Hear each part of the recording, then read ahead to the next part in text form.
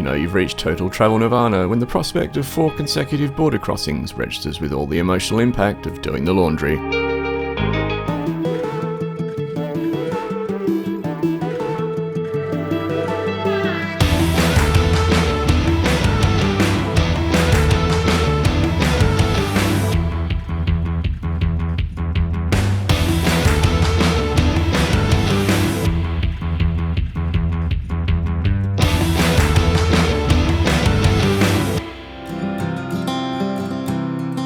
In this episode, it's multiple border hops as I'm briefly back into Chile and onto the island of Tierra del Fuego before slipping back into Argentina for the final push to Ushuaia.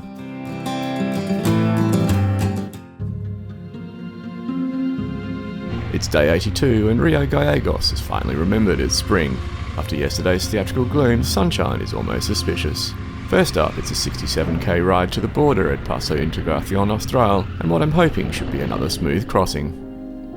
There isn't much to say about Rio Gallegos, other than it's a town in southern Argentina. It certainly looks better when the sun is out, but that's true of most places. I'm sure it has its charms, but I'm not hanging around to find out.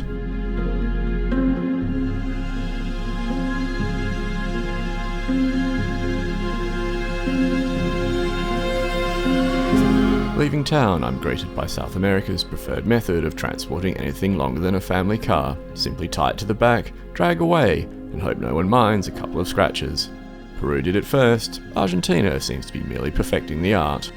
Before long, Tierra del Fuego reveals itself as a grand expanse of nothing in particular, accompanied by Patagonia's relentless wind and an Argentinian road surface clearly assembled from rejected ideas.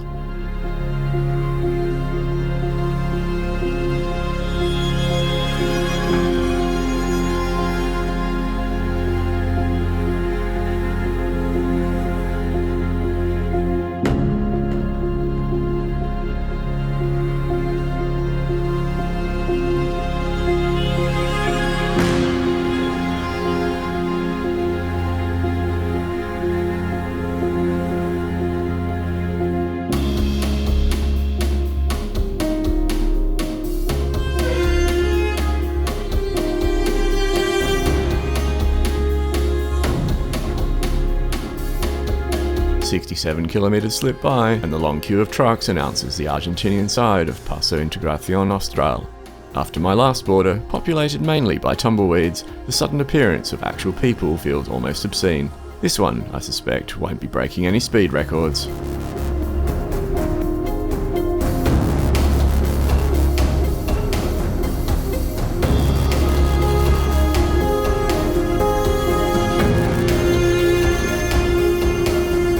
Later, my suspicions stand vindicated. The actual stamping is quick, but the queue is eternal. Still, I'm done now, and it's only a 1k hop to the Chilean side. The view that greets me is more trucks and more humanity, neither of which suggest imminent haste. But a helpful official waves me toward what passes for rockstar parking for motorcycles, a small but genuine perk of the trade.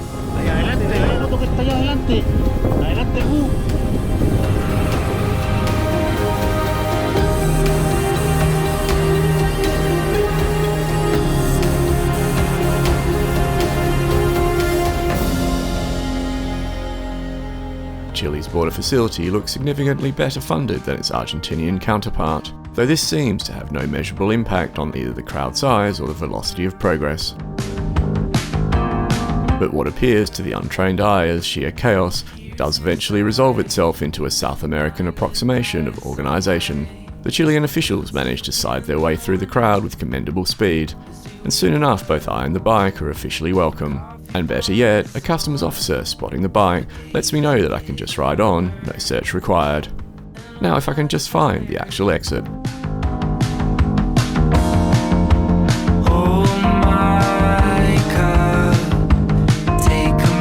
A quick slalom between buses, a nod to my customs saviour, and I'm back in Chile. The empanadas may be a step down, but the roads will more than compensate.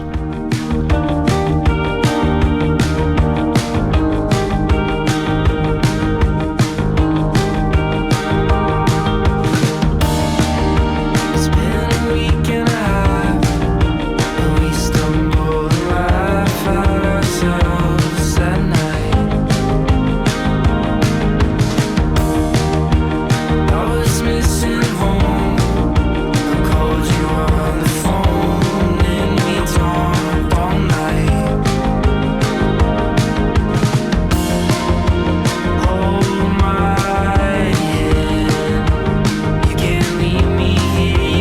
last little stretch of Chilean mainland is not exactly a scenic tour de force, but it's a short leg, and the ferry to Tierra del Fuego is close at hand.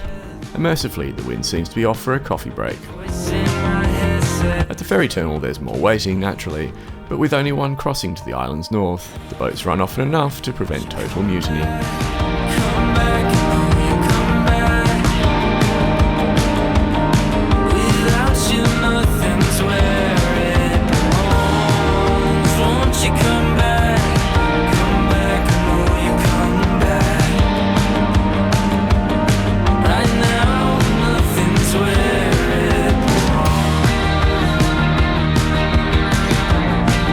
The Strait of Magellan narrows here, making the crossing a brisk 20 minutes.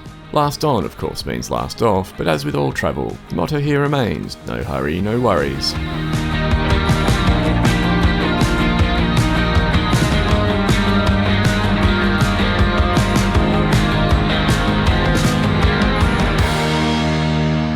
She's on my mind, 20 years ain't enough time. There's nothing much at the landing point, so Tierra del Fuego's tundra immediately opens up, allowing me to charge south into the emptiness. I'm not entirely sure what I was expecting of Tierra del Fuego, but perhaps not quite so much uninterrupted flatness, so time for that travel's end to kick in again. Let's take it.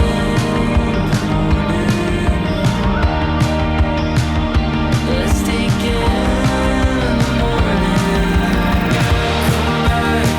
Come back, come back, come back.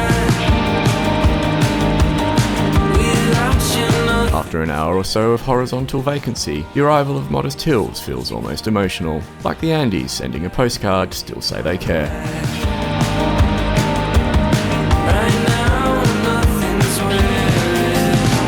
Come back, won't you come back? Come back, I know you come back. Without you, nothing's waiting. Won't you come back? Come back, I know you come back. Right now, nothing's where it belongs.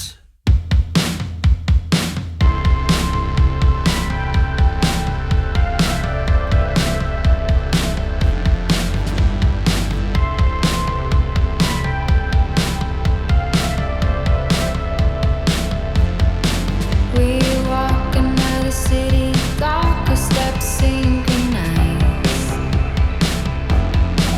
For just a little moment, I swear I see myself through your eyes.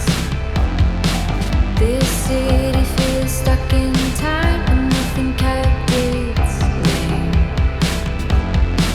The things that led us home aren't quite the same.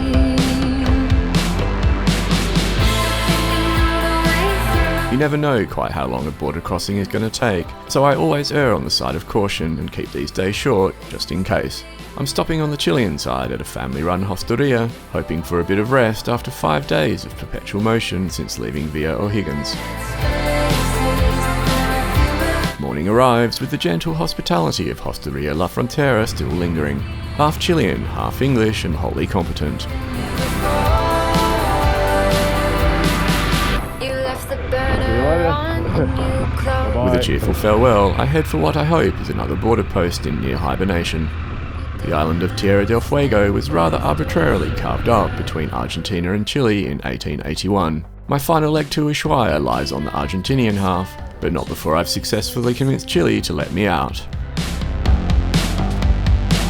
But you still The Hosteria La Frontera lives up to its name, with my tyres barely having time to warm before I roll into the border post at Paso San Sebastian. As hoped, it's as quiet as a library at dawn, even if the parking arrangements have a little bit to be desired. 15 minutes later, myself and 2 cyclists who were also staying at the Hosteria last night are stamped out and are on our way. Now comes the 11-kilometre ride through no man's land, with the characteristic degradation of the road quality indicating the moment that Argentina begins. it was me and you, nothing new before.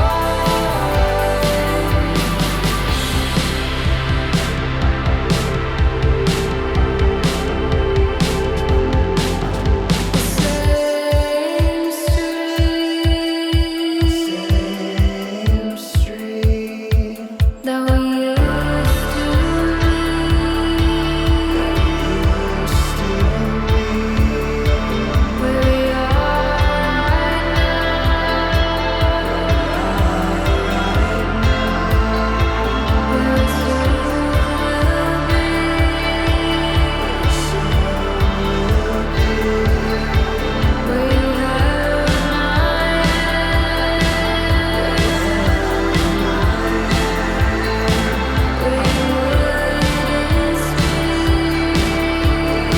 If the Chilean post was quiet, then the Argentinian one is clinically comatose.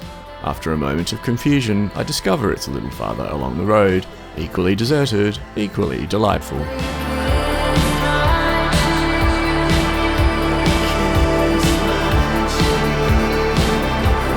A few moments later.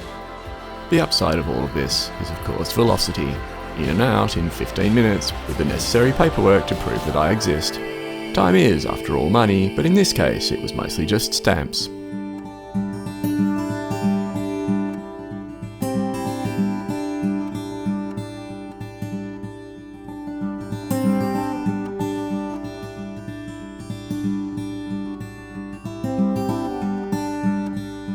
It's not long before the Tierra del Fuego flatlands begin to cede to the outskirts of Rio Grande, the only town of note on the road to Ushuaia. From here it's a modest 212 k's, which constitutes a fairly easy day's work.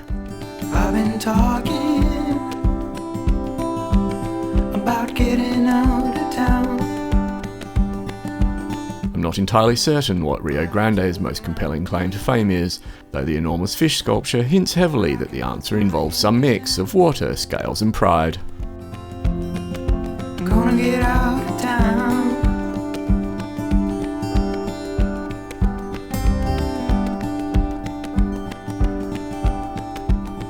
I'm going crazy.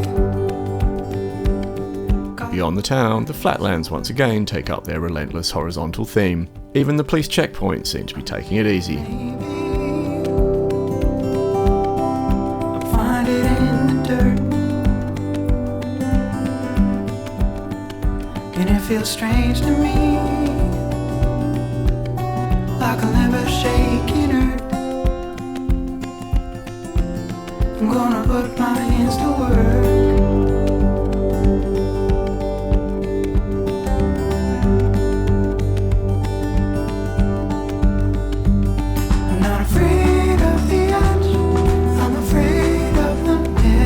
I know I'm on an island. Yesterday's ferry was a strong clue, but reconnecting with the coast still surprises me. Although even under sunshine, the South Atlantic has all the seductive charm of a cold handshake. All around, I gotta get out of town. Vegetation taller than a pancake appears at last, which feels like a watershed moment. I'd feared Tierra del Fuego might be uniformly bleak. This hints otherwise. The city's caving. The walls are getting close. What started with a whimper is turning into a surprisingly magnificent ride. The unusually high quality of the Argentinian pavement has combined with an increasingly fascinating landscape to thoroughly dispel my earlier worry that Tierra del Fuego was merely a large empty holding pattern at the bottom of the world. The horizon, for once, looks promising. I'm young and getting old. I think it's time to go.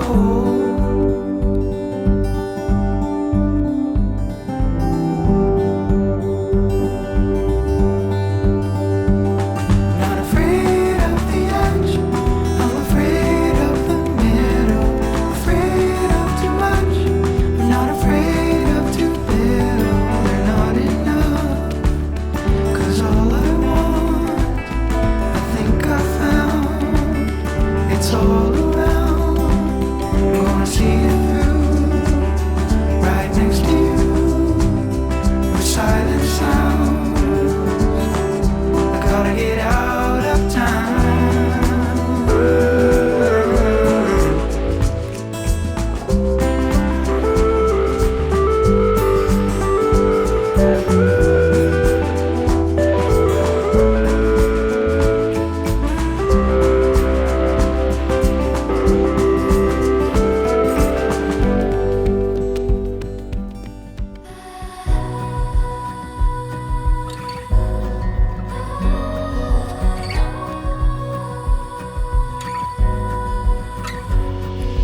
Walk with you where you go. Anywhere I'll follow. Before long, those distant mountains solidify into a climb. Paso isn't exactly towering, but provides excellent views and a much-needed break from the week-long monotony of the flat tundra.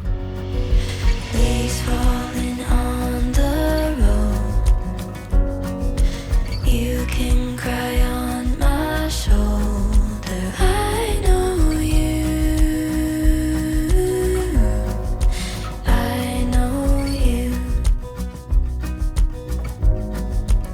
On the other side, the descent is a twisty flirtation with the tail end of the Andes, leading me ultimately back towards the coast of the Beagle Channel and the town of Ushuaia. Your hand, wherever I go, you are my home. So just let me hold your hand.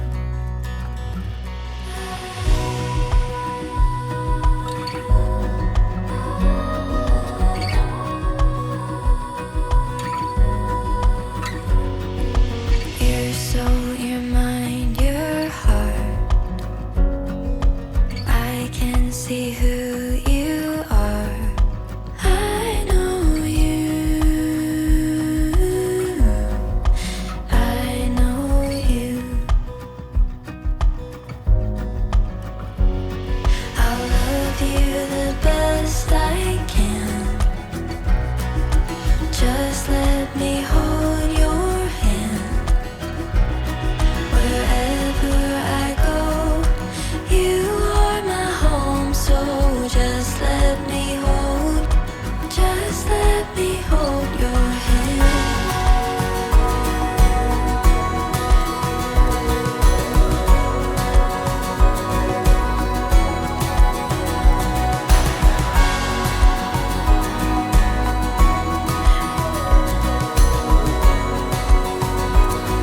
Despite its modest scale, Ushuaia holds the curious appeal of being the last significant outpost of civilization at the very end of the Americas. You come here because it exists, and because end of the world looks good on a calendar invite, especially around New Year. I'll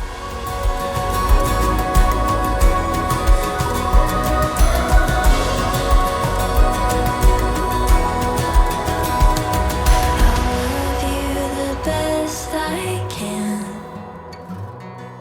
Just let me hold your hand. Wherever I go, you are my home. So just let me hold your hand.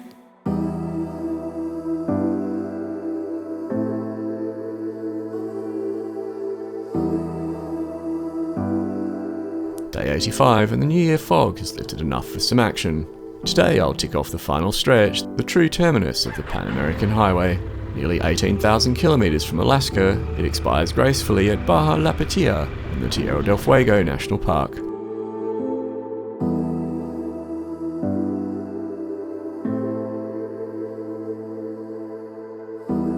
It's a pleasant 24k ride out of town from my hotel through some very agreeable scenery, and naturally, more gravel roads. South America, it seems, can never entirely relinquish its love of the rough stuff.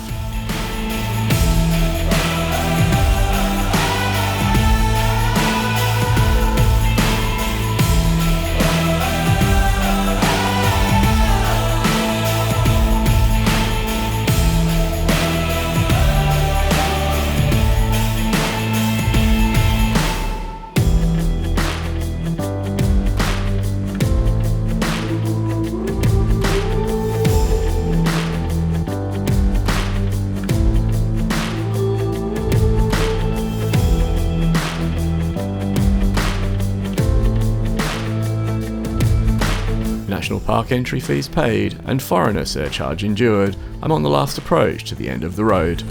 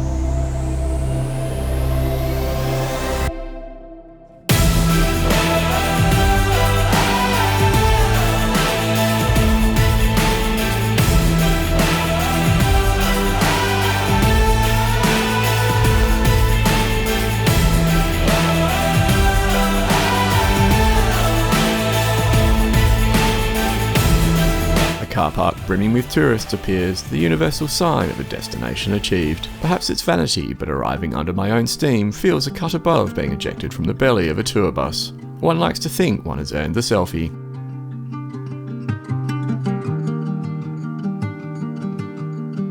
Now the moon is coming down.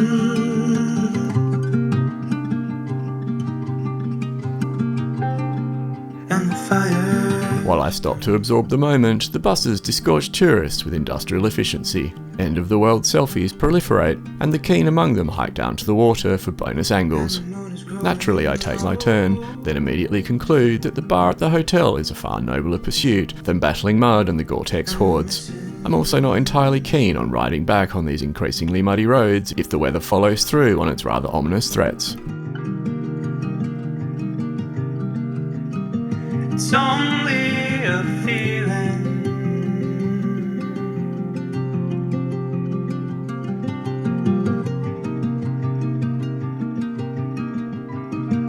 Tired in believing.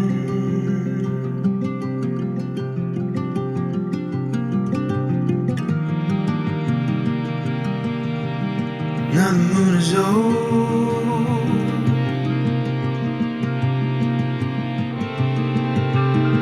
And the grass is green.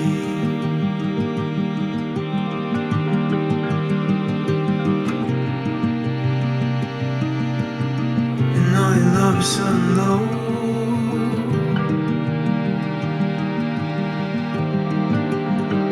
Daydreaming.